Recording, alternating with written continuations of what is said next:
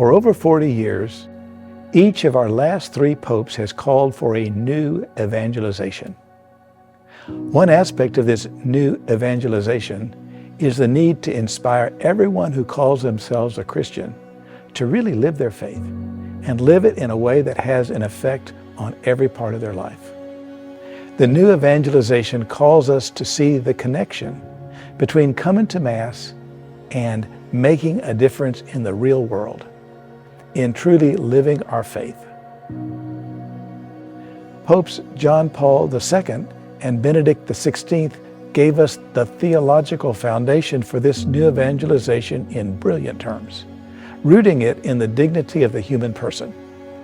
And now, for the last 12 years, Pope Francis has used his own pastoral experience to show us how to draw on the wonders of our Catholic faith to make the world a better place, which is, of course, very inspiring. Pope Francis exhorts us to allow our faith to travel that longest 18 inches from our head to our heart, whereby we devote ourselves completely to Him, thereby empowering us to really live our faith with all our heart, 24 hours a day, 7 days a week, which includes doing our share to build up the kingdom of God here and now in Arkansas.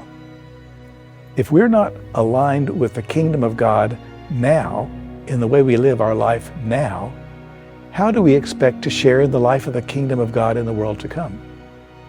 If we aren't making sacrifices to make the world a better place now, whose kingdom are we building with our efforts? Our own kingdom or the Lord's kingdom? There are, of course, many ways to build the kingdom of God, and many things are needed for the new evangelization to go forward. One way that you can do this is to support our efforts on the diocesan level, which are funded through our annual CASA, Catholic Arkansas Sharing Appeal, hence this recorded message. A listing of all the departments and initiatives funded through your CASA donations can be found in this week's issue of our Arkansas Catholic newspaper, which is my means of communicating with you weekly about the marvelous things the Lord is doing on our midst. If you are not yet a subscriber, please sign up. The electronic version is for free. Just download it from the internet. To receive the print version, subscription envelopes are being provided to you along with your CASA pledge card to be filled out during this Mass, following this message.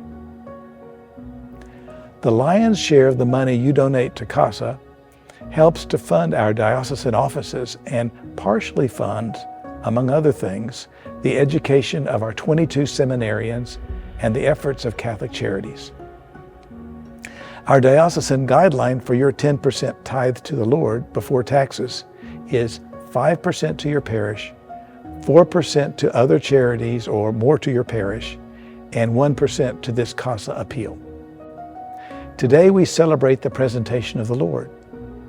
In our gospel, the Holy Family goes to Jerusalem to give to God the offering specified in the law for any firstborn son. It was called the redemption of the firstborn. Since God spared the firstborn sons of Israel when He killed the eldest sons of Egypt in the 10th plague, all Jewish firstborn sons belong especially to God.